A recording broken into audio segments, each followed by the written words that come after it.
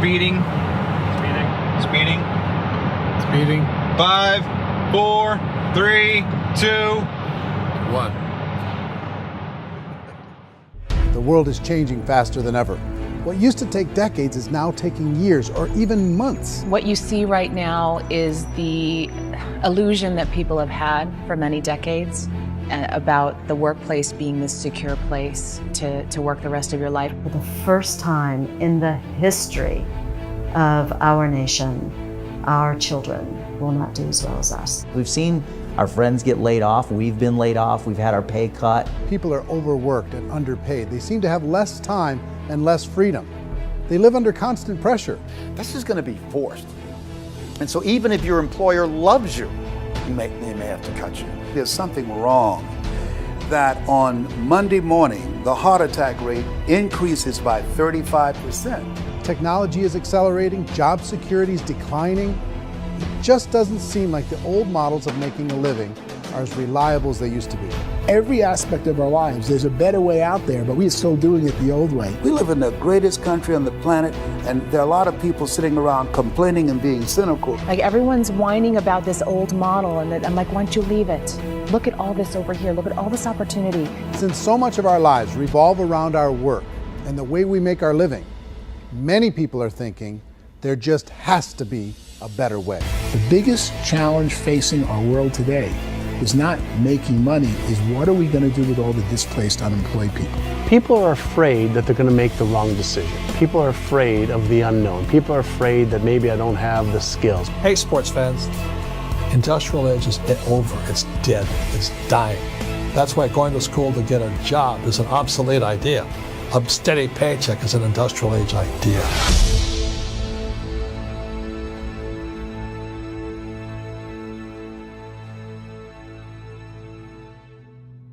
It's the search for answers that has brought us here together today.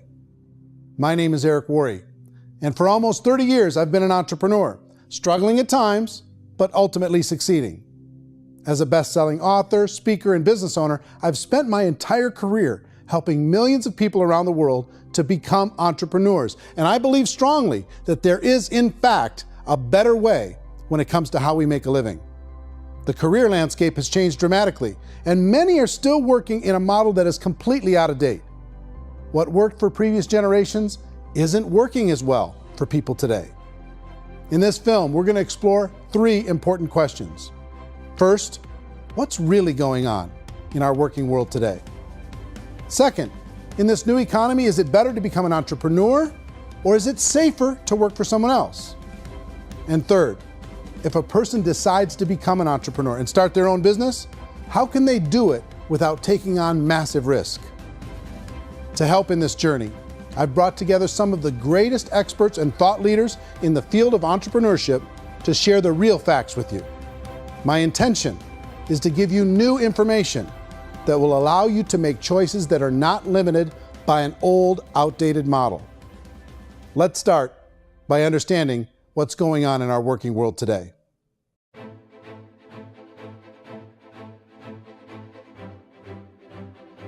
Let's look at unemployment. 30–40% of the people are honestly not working, but would be working. What our government does is if you haven't found a job in 6 months, we don't call you unemployed. We pretend you dropped out of the labor force. I've often said that unemployment, particularly structural unemployment, that's unemployment due to technological changes, is the first sign of economic growth. Think of it, 10 people live on an island. They go out every day and fish. One day, new technology shows up. A missionary brings them a net. Now, using the net, one pilots the boat, one throws the net. 2 fishermen can do all the work 10 used to. That's a 500% increase in productivity, 2 doing the work of 10, in one day. You don't have to learn a lot to learn how to throw a net instead of throw a fishing line. The island's got a big problem, 80% unemployment. But the island still has all the wealth of the fish because the 2 people produce as much fish as 10 did. Now, of course, looking back in history, these changes used to take thousands of years. And during that time, we went into farming and transportation. Some of us became doctors and some teachers and lawyers, and we developed all these new professions and new manufacturing jobs. Today, these changes are occurring literally in one day when a new technological advance occurs, and we don't have the social structures to deal with it or to retrain the unemployed people. So one of the things that I think is interesting as I travel across the country and really travel around the world is the way that we work and the way we get paid for work is changing pretty dramatically. On a global basis, everything is being turned upside down because of the rapidly advancing technologies. They are eliminating many jobs, and we have been left with many people not prepared for the jobs that exist. A lot of demand in public companies was to squeeze out all the fat and to get just as much margin as we possibly could, and fat equals humans. So this idea of job security and information age is so obsolete, but it's still taught inside our school system. And that's where the problem starts. There's no financial education in school system, and people are still trained to be employees to work for that paycheck. This is a chart on the middle class. What's happening in the middle class, those that went to school, their incomes have been coming down for years. And parents still say to their kids, go to school, get a job. Now what happens to all those middle class people who are dropping off the ends of the chart? Well, they become what's called working poor. And this is what happens to working poor. But they say poverty is ending. Well, poverty may be ending, but working poverty is going up. And this is food stamp usage. So food stamp usage in America is going through the roof right now, because people cannot earn what they call a living wage. Most people have experienced financial pressures that I think are probably greater than they have been in the past. If you're not working for yourself, then it's going to be a pretty hard road for a lot of people. Today, if you're going to control your future, the 40-40 plan is gone, where you can graduate from college and get a job and work for 40 hours a week for 40 years. That day is gone. So some of these charts actually tell you what's going on. And this is a really interesting one. You know, people are going back to school because if I go back to school, I'll get a nice job. But this is what's happening to, it's called Sallie Mae, which is the student loan guys. Student loan is going through the roof. It's now over $1 trillion, and student loan debt is worse than credit card debt. So when people stopped using credit card, the government got people into student loan debt. And the problem with student loan debt is you can never be forgiven. See, with credit card debt, you can declare bankruptcy and all's forgiven. But student loan debt, you can declare bankruptcy, you still owe it. It's the worst of all debt. But this is the next picture. Look at this chart here. This is what's happening to wages of college graduates. It's going down. So you go to college, you rack up all this debt, but you earn less money. Now, that's not that intelligent. Average person who's been working a lifetime in America today is ending their lifetime at 65 with about $41,000 in assets. They earned just enough to survive. I think in the United States we have something like 17 trillion in debt. That's just the federal government debt. We got another 2 in municipal and in other, let's call it almost 20 trillion government. We've got 40 trillion in private debt. That comes up to close to 60 trillion. When you then add something we never had before, what you were talking about, when we look at the unfunded portion of Social Security and primarily Medicare, Medicaid, that at the most conservative estimates from outside firms, Kleiner Perkins, 67 trillion and growing. That's more than all our other debt. There's less conservative estimates that say it's 84 trillion or higher. I added up conservatively $127 trillion in total debt. Debt is a financial drug. When you take it to excess, it's like taking a drug. Yeah, it makes you feel better, it enhances your performance, but at a huge cost, eventually it kills you. And so that's what happens. We keep doing more and more debt, and you get less and less results, just like a drug, until the debt gets so high that it crushes the whole system. That's where we're at, 8.2 times GDP. You know who I feel sorry for? I feel sorry for the person who dreads going to work, who is sick to their stomach on Monday morning, who hates their alarm clock, who gets a little glimmer of hope on a Wednesday because it's hump day and says, thank God it's Friday. And they live for those 2 days a week where they get to be themselves and they don't have to be around people they don't like, and they don't have to play the political game in the office, and they don't have to live this half life. The person that works 50 weeks a year just to be able to have the 2 weeks for vacation. And you know what happens to most of them? Nowadays, they don't have a vacation. They have a staycation.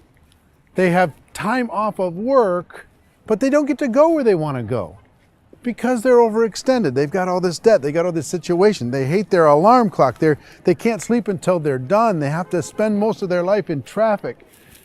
I feel sorry for that group of people because there's a better way. They just don't know it. I see this really interesting attempt at rugged individuality in a 6x8 rectangle. And I feel like you're all the same, except for the little push pins of the pictures. There's different pictures. Yours is named Jenny and his is named Sujara, but it's the same people. And this is how they are, and they're just like the zombies, and there's no joy in there, there's no fun. There's always like the wacky woman who decorates her cubicle, and that's the most she can do there. You got to give her credits, right? The wacky cubicle woman. The basis for their life is worry. I'm worried, you know, maybe I'll get fired. I'm worried maybe my company will go out of business. I'm worried I can't keep spinning the plates on paying the bills. I'm worried about how do I send my kids to college. I'm worried, what if the transmission of my car breaks? That's, you know, 2 or 3, I can't fix it. People live in a sea of worry, and it eats at them. Those signs that people held up during the Depression didn't say looking for gainful employment in a cubicle. It said looking for work. Work is what we're looking for. Job is just a unit of measurement. Work is what we're going after. It's time to look in the mirror and say, it's not the economy, it's my economy. It's my little world of where I am. I need to improve. I'm not going to wait for the economy to come back because frankly, the economy is doing great in this country. So I'm here on Wall Street, the financial center of the universe, the financial capital of the world. This is where most people's money goes to at least be held for a time, right? With interest rates in banks being effectively zero, and many experts are predicting it's going to stay at zero for the next 10, 20, even 30 years, people feel like they don't have any choice but to put their future into equities, to put their future into the hands of other people on this stock market, and hope that the stock market goes up, hope that the stocks that their advisors pick or that they pick goes up. That's one way to go, I guess. It's my personal belief that if you put your future into the hands of yourself, in other words, you have earning power by yourself, I think you're a better investment than these guys. I think you controlling your future is a better option than handing over your retirement to these guys. The average household income in the United States is approximately $50,000 a year, what they call the middle class. To reach the top 25% of income earners, you'd need to earn at least $90,000 a year. To reach the top 10% would be a household income of $140,000, the top 5%, $190,000, and to be in the top 1%, you'd need a combined household income of at least $380,000 a year. So here's the question. What do you think would give you the best chance to move up and get to the top 10%, the top 5%, the top 1% or beyond? In my opinion, and in the opinion of many, many experts, the answer is to become an entrepreneur, to become your own boss. I think you have to be a business owner. I can't, the only time I ever say to someone it'd be great to be an employee is when they've already told me they've surrendered. I only tell people who are wounded spiritually that they should be an employee. And it's that feeling that you get when you pick up the backpack off the little Cub Scout and say, "Don't worry, little guy, we'll get you back to the camp."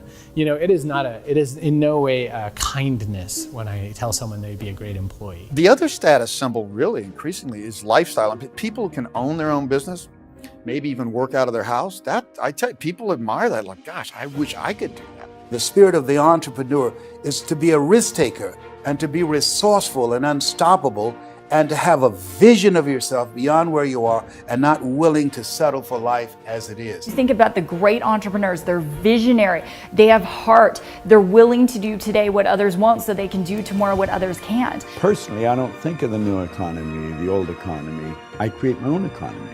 The entrepreneur's in control. I decide what the economy is going to be like. In the world of entrepreneurship, there are no limits. you can make as much as you want, depending on how much you want to work and how smart you are and how great a team you put together. There's no more lifetime rewarding business than being an entrepreneur.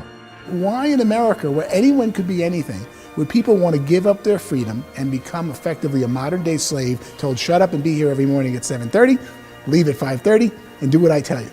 If people decide to become an entrepreneur and work for themselves, they have some traditional options, but they're riskier than you might think. Any kind of a retail business, retail build-outs is extremely expensive.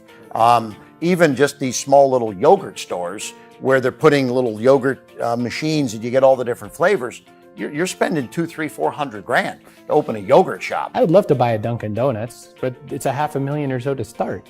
I don't quite have that just in case money. Risking lose it all, and most guys do 2 or 3 times, and even big guys like Branson, because I'm such a fan of his, half his companies don't work. If you make $1 million, your problems are going to go. If you make $1 billion, your problems are really going to go. Just the opposite. You and I know when you're making $1 million, you get $1 million responsibilities. You make $1 billion, you got 1,000 times $1 million responsibilities. And most people say, I'd love to be my own boss. 70% of Americans would love to be their own boss, according to recent polls. But they don't know how to get there. Because what are you going to do? One, you could buy an existing business. If somebody's selling an existing business, you have to ask why. Usually because it's probably hard. It's probably not making as much money as they hope. 2, they could buy a franchise. A little less risk, proven system, but it's expensive to be able to do that. 3, they could start something from scratch. And that's where a lot of people feel like, I don't have the chops to do it. I don't have the money. I don't have the product idea. I don't have the expertise. I don't have whatever it's going to take to be able to get there, and I can't risk my family to do it. So, 4th, they could become an investor. A lot of people in this town invest to try and figure out a way, but you got to be pretty smart with that game too, right? Venture capitalists, who are the very best and most sophisticated in investing in new breakthrough businesses, make it on 1 out of 11. That means 10 out of 11 are mediocre or fail. Most of them fail. That's the risk there. An angel investor is lucky to get 1 out of 15 or 20. A business is a team sport. Like, I have to have accountants, I have to have engineers, I have to have system designers, I have to have sales, marketing, I have to have accounting, I have to have mission statements, I have to have legal and all that. The average Joe Schmo, even me, I go out there, I don't have the skills to put a business together. I think the bottom line for the 4 traditional options is they take money, sometimes a lot of it. They take expertise, and they take time. All of that adds up to just too much risk for most people. I bought a business from somebody else and it was a lot of work. And you start wondering, what did I just buy? Because I guess ultimately I own your email list and I just overpaid for it. People that start their own business, they spend a lot of money, they spend a lot of time, a lot of effort to get things started. And the more you invest on the upfront, the harder you typically work at it. Well, I can tell you what the success rate is of a restaurant. What is it? They're crazy enough. About 90% of them fail. About 90%, in how quickly? Year less. Wow. And if we're talking non-franchise, we're talking franchise, Sure. That's totally different. Yeah. But our students aren't getting franchise restaurants. You gotta invest big money. Exactly. And with someone like McDonald's, you've had to work with the company for a long period of time, really know the To even have a chance at investing $1 million. have a chance, and it's a slim chance. What if there was a way that you had all the proven aspects, the comfort aspects, and you could still control your own life? What if there was both? In other words, you didn't have to create everything from scratch. You didn't have to be a super leader. All you had to do, what if there was a proven product already? You didn't have to create the product. And there's a proven system already, proven training already. Everything except an employer. That was the only thing that you didn't have. Do you think more people would be open to working for themselves in that environment?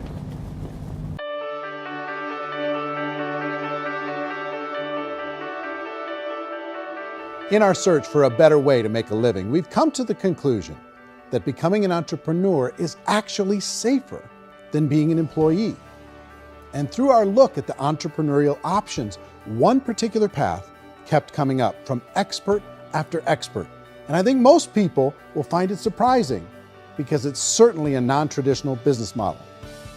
That model is for people to start their own business and become an entrepreneur through the creation of a network marketing business.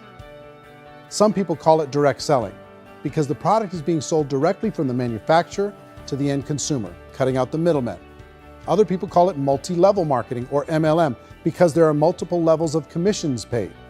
The most common term today is network marketing, because network marketing best describes using a large group of independent distributors, independent entrepreneurs, to move a product or service more efficiently.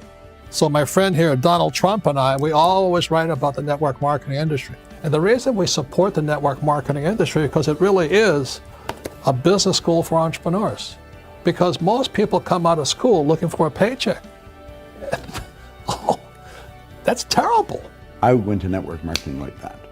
I think if it didn't exist, we should invent it. It is that good. I think direct selling is a great way to do business today. It's very easy to get into that industry, and you can be self-employed, be in effect an entrepreneur. When we see multi-billionaires adding network marketing companies to their portfolio of companies, that would be a clue. When we see people who are very famous authors and very famous business people endorsing the industry, that would be a clue. These network marketing companies aren't $50 million companies, they're billions and billions of dollars. They lead the stock market, they're major companies. When we're going to get it? You know, and you're going to school to work for a paycheck, but if you want to be rich, be an entrepreneur, and network marketing gives you the spirit to be an entrepreneur. A traditional company will spend up to 50% of their total revenue on marketing. Network marketing companies use a different approach. Instead of having all that extensive marketing expense, they utilize a network of independent distributors to do the marketing for them. Now, why do they do this?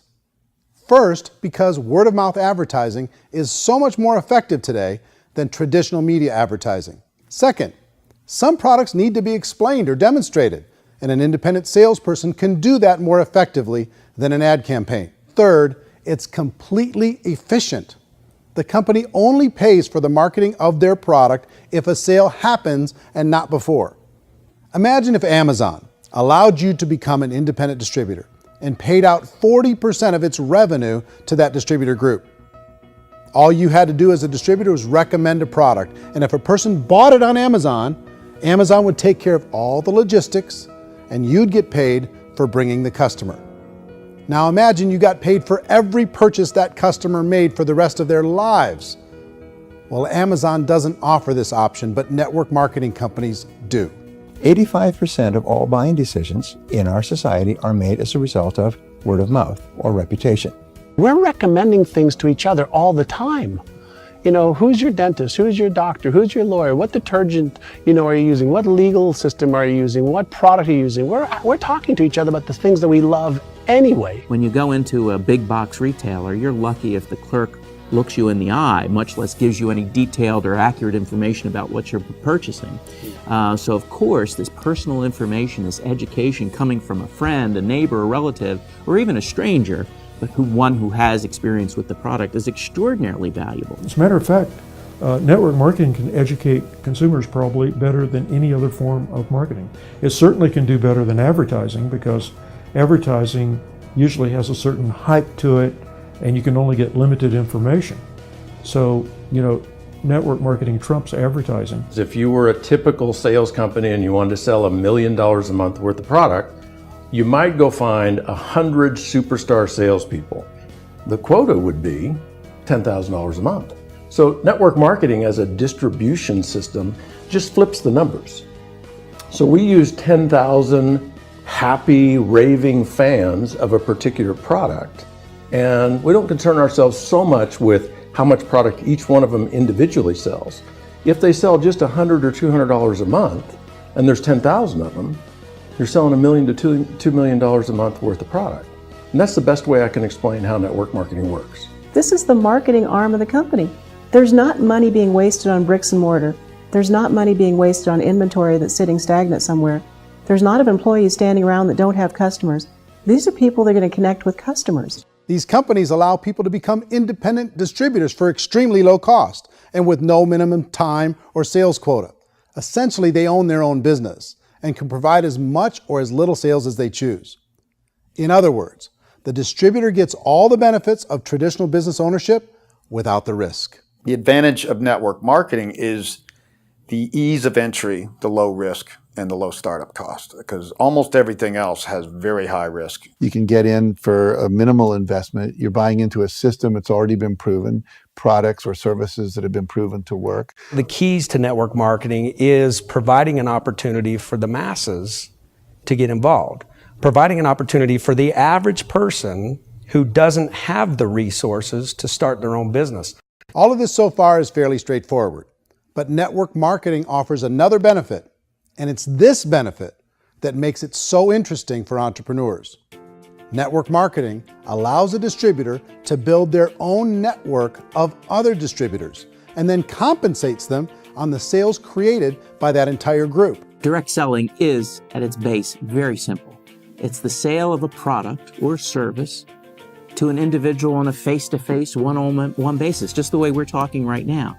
But there's an important element as well, and that's the offering in conjunction with that sale of product, the offering of an opportunity for someone to make something of themselves. No matter what your social status is, no matter what language that you speak, I mean, look how many unbelievable people are becoming successful that speak every kind of language out there. What an awesome gift to give the world. Instead of having to work your way up in a system and prove that you could be a sales manager, they just decided everybody can be a sales manager. Everybody gets to build a sales team from day one. And so what that brought into the system of growth as a direct selling company is the concept of compounding or geometric progression. Because now you can actually grow a sales force very quickly because everybody is enrolling people in their own sales force. People who are like, oh, this is weird, I'm building a sales team, or what do you think you do at a regular company? How do you think a regular company works? Network marketing is the only industry that doesn't say your past determines your future. It looks at your past and says, okay, now what can we train you to do so you can have a great future? Every other employer out there wants to exploit you for what you already know, not teach you something new. Network marketing has the potential to save the United States and the world because it's going to teach people not to be employees, but to be entrepreneurs.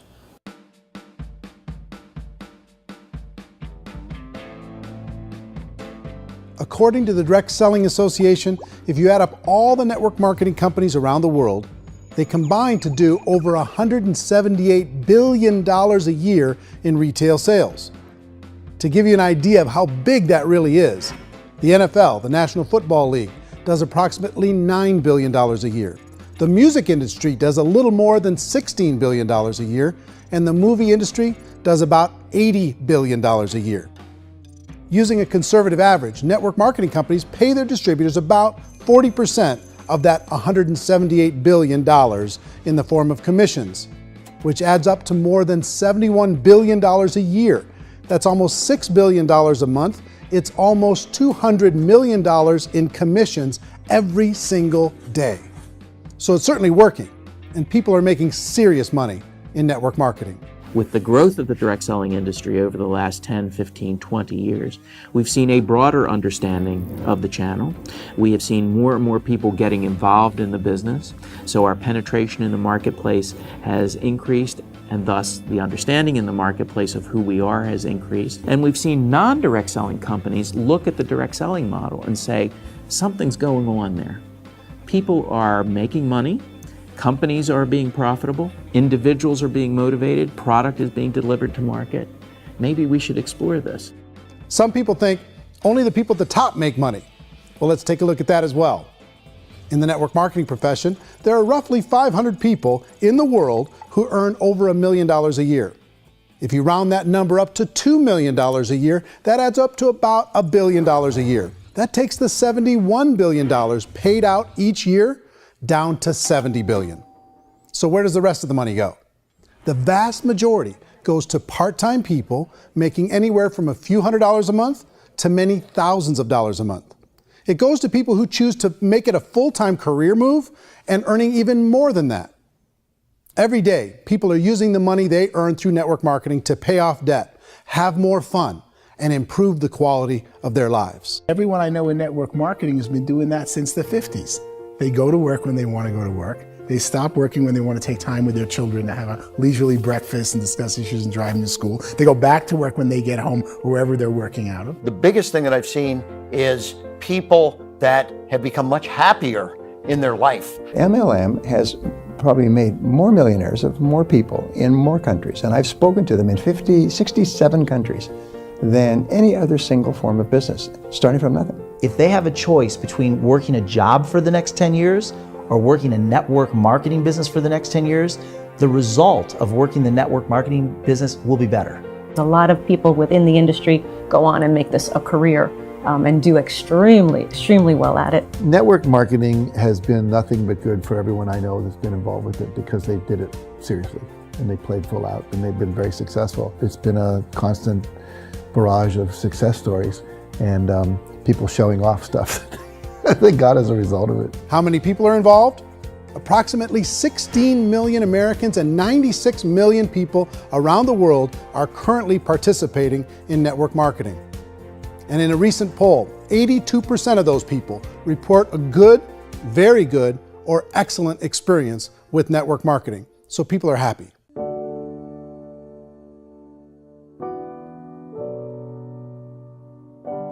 So I've taken a look at the network marketing profession and really tried to understand why so many people are confused as to the validity of this as a business. One is this pyramid shape. People get really messed up with this pyramid. Oh, it's one of those pyramid things.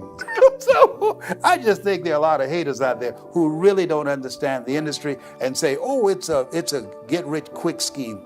It's a pyramid. Well, corporate America is a pyramid scheme. You know what I mean? It goes like this. You have thousands of MBAs, let's say working for Ford or General Motors or Coca-Cola. If all these MBAs are all trying to get to here, that's a pyramid. Only one guy's going to make it. Every 10 years, one's going to make it. Whereas you look at network marketing, it's like this. So you're here, and your job is to develop other CEOs coming up behind you. So it's an inverse pyramid. In network marketing, it's a very simple concept. If you sell product, you get paid. It is paid based on production. There is no first mover's advantage. There is no investment component where the more somebody spends, the more they're entitled to make. So the two are polar opposites of each other. It doesn't matter what shape the company is or the compensation plan is shaped, whether it's a circle or a pyramid or a triangle or a trapezoid, it doesn't matter. If compensation is coming primarily from recruitment, then you've got a problem.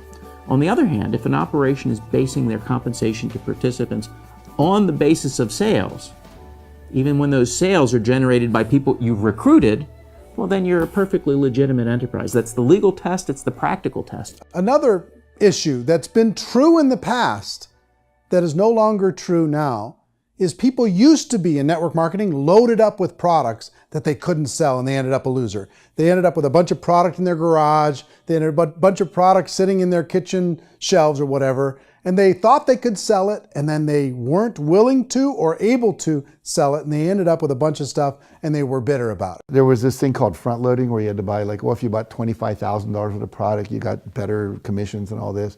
Today, it's almost all done by computer. It's direct mail, comes from a warehouse somewhere else. You don't have to have all this inventory. You don't have to stock up. It's a paperless world now.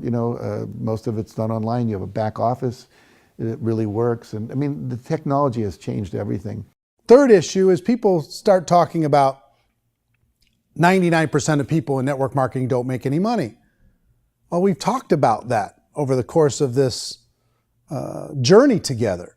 Almost $200 million a day is being paid out to network marketing distributors around the world. The naysayers, the people who say that it doesn't work, are usually the ones who just don't know how to make it work for themselves. And so they're giving you an opinion, and I tell people, don't confuse people's opinions with expertise, because opinions are free. And don't confuse sincerity with the truth, because people can be sincerely wrong. But here's the reality inside of network marketing. The vast majority of people that get involved in network marketing just become customers, and they get involved to be able to purchase product at a lower price. If you take Costco as an example, if a person goes into Costco and gets a membership to Costco so they can get a lower price on the product, we don't call that person a loser because they have a bunch of product that they walked out with with a smile on their face.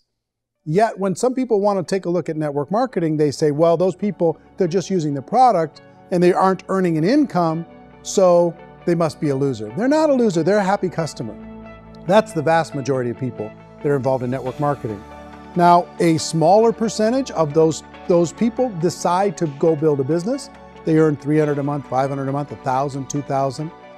That's the bulk of earnings in network marketing. And then there's the few that really decide to take it serious, really decide to build a large network, really work to make that network very, very productive. And those people make huge amounts of money and there's no cap. What I do as an outside economist, just somebody looking at this industry like any other industry I speak and say, look, what's the realities of this? 1% do incredibly well. 10% generate some additional income at pretty low risk and effort, that's not, and 90% of people roughly end up customers. One thing that I think is real when it comes to people's perceptions about network marketing is people put this, and distributors, I think, involved in network marketing have some responsibility for this. They have sometimes unrealistic claims about the product or about the income. Most people who become distributors, they want the money, they want to be successful, but they don't have the skills. They don't know what to do. And when people don't know what to do and they're in a new business, they're scared. And when they're scared, they panic and desperation kind of sets in. So they think everyone they talk to has to get in. So if I talk to you and you say, well, no, I don't have time to do that, they're like, no, I need you. You have to do this or I won't be successful. So I start clawing on you. I start that desperation. So then I start making claims about the product, which are not appropriate, probably not even true. Or I start saying, oh, let me show you how you can make all this money and you don't have to do anything, Eric. And so you just totally misrepresent the opportunity, and you're clingy with people because you think you need everybody to be successful, and you don't. You know, one of the messages that I try to deliver most forcefully to companies as well as salespeople in direct selling is that you don't have to overpromise. The reality is in network marketing, there's a lot of hard work involved. There's a lot of effort. You're going to have to develop yourself. It's a business like anything else. It's going to take some time, but in my opinion, it's better.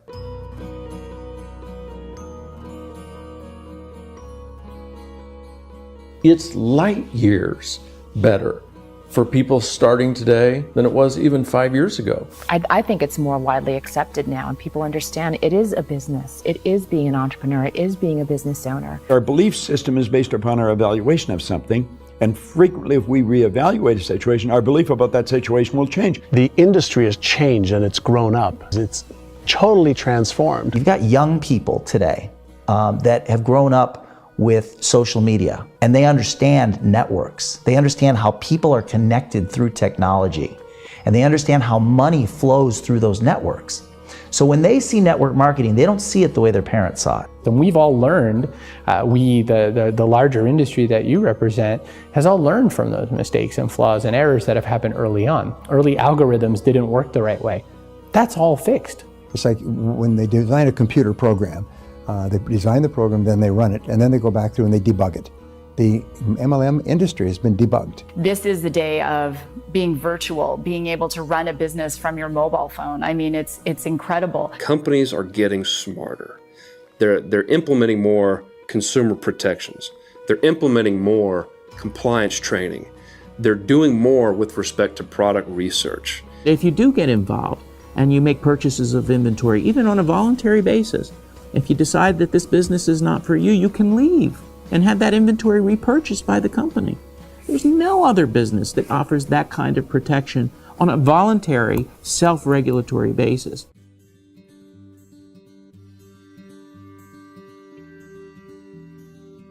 If you decide to look further into a network marketing business in order to generate more cash flow for your family, I would recommend reviewing the following 4 elements. First is the product or service. And on the product or service, I would ask 5 important questions. 1, do you like it? Is it something you would feel comfortable sharing with others? 2, is there a recognized need in the marketplace?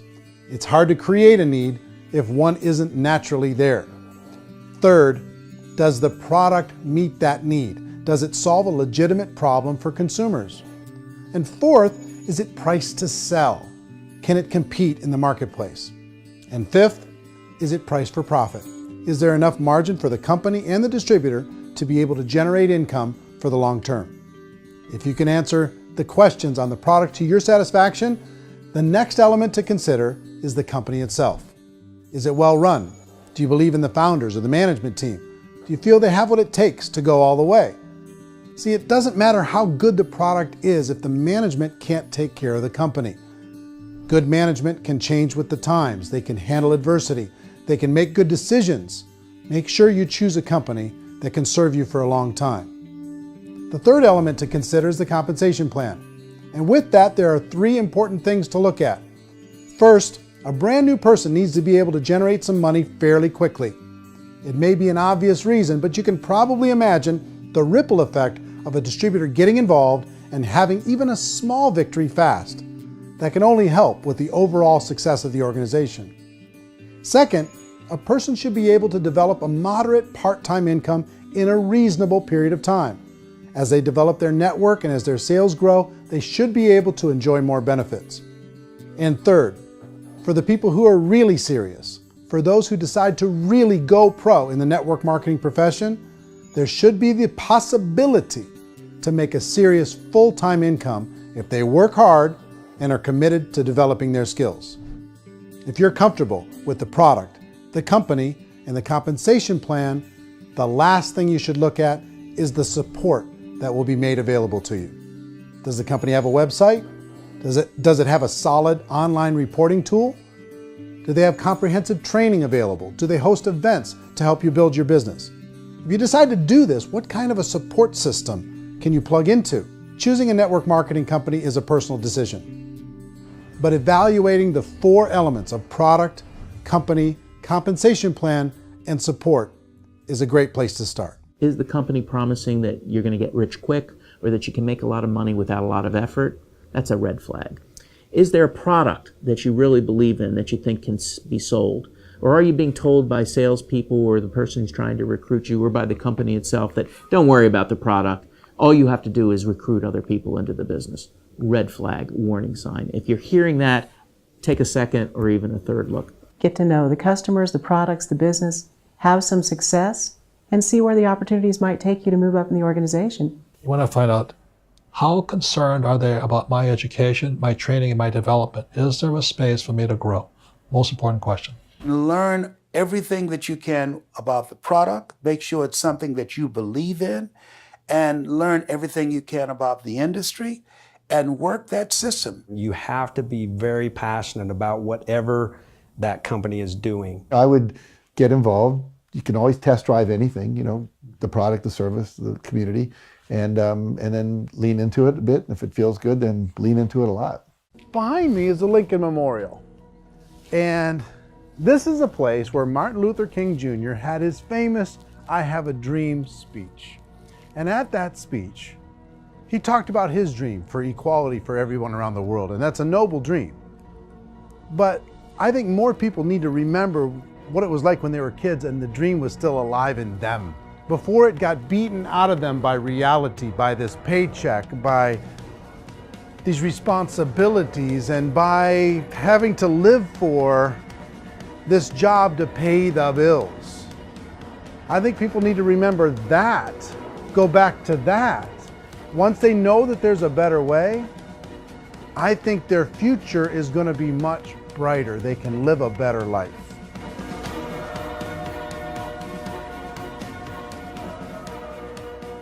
So if you're considering getting involved in a network marketing company, let me offer you just a few pieces of advice.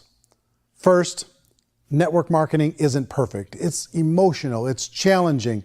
Like any entrepreneurial venture, it can have its up days and its down days. But if you have an entrepreneurial bone in your body, it's just better. Second, if you're gonna do it, decide to be professional. Decide to go pro. It's better to do that than just be this amateur sticking your toe in the water. Third, as any professional, you're gonna have to learn some new skills. And I promise you, inside of the network marketing profession, they're not too difficult to learn. Fourth, like anything worthwhile, it's gonna take some time. Don't expect that you're going to get to the finish line right out of the gate. And fifth, it's worth it. It's worth it to be able to take charge of your life again. It's worth it to be able to control your own financial situation. It's worth it for the people you're going to be able to spend time with. It's worth it for the things you're going to be able to see and the experiences you're going to be able to experience. It's worth it for the causes you're going to be able to contribute to, the lives you're going to be able to touch, the customers you're going to be able to help, the friendships you're going to be able to develop. I promise you, it's worth it. Remember, most people are searching for answers just like you are. But I do have to tell you the catch to network marketing. If there is a catch, if you want to understand this from an emotional point of view, people say, well, it sounds too good to be true. It's not, it's hard work. But here's the catch. Most people still don't understand it. So you're going to have to endure the loss of social esteem from ignorant people. The uneducated will think less of you. Now, if you can handle that, you're on your way. If that's going to destroy you, you know what? Entrepreneurship in general probably isn't in your future. If you can face that catch, you can become unstoppable. I want everyone to really contemplate this if they're not in network marketing. You're in a job, you probably have a mortgage, you have rent, you have debt, whatever's going on. You're in a prison. You work just hard enough to keep them from firing you, and they pay you just enough to keep you from quitting. Come on! I've been there, done that, and bought that t-shirt. In network marketing, if you run into failure, it's really just a homework lesson for yourself. There's no one to blame. You really have no excuse not to be successful. You just don't. People don't want to hear that, but there's so much available to you. If you want to be a good network marketer, be a student to the people above you, be a fellow traveler to the people on the same level, and be a teacher to those below, and know when it's appropriate to do which. People who are not afraid of asking people to buy things, or not afraid of persuading people with a chance they may say no, these people own the future. Nothing happens until something moves. So you got to go move, you got to go do something, or nothing's going to change in your life. In the beginning, you're going to do a lot of things that you don't get paid for. But as you go down the road, you get paid for a lot of things that you don't do. And your job is rehabilitate the spirit, the entrepreneur spirit in all of us. Get it back. Either give it a strong yes or a strong no, but no wishy-washy, dilly-dally stuff in the middle. There's dreams and there are nightmares, but I believe that the biggest nightmare of all is when you don't pursue your dream. You're going to see some monumental growth in this profession. It's an exciting, exciting time to be involved with the network marketing profession. The next 10 years, I see just exponential growth. When that tipping point comes, it's not a matter of asking somebody, have you ever heard about network marketing? You're really asking them, which company are you building your wealth in? We are here to fix the world, to improve relationships with other people, to improve other lives. And the real reward comes as an entrepreneur in any level from teaching somebody something and watching them soar. There is no greater reward.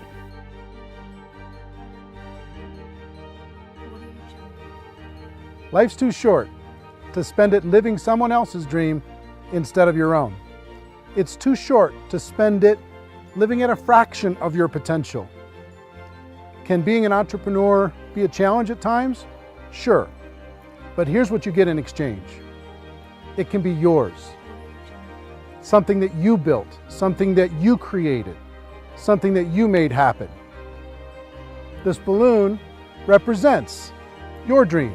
It represents entrepreneurship. My wish for all of you is that you would reach out and grab it. The choice is up to you.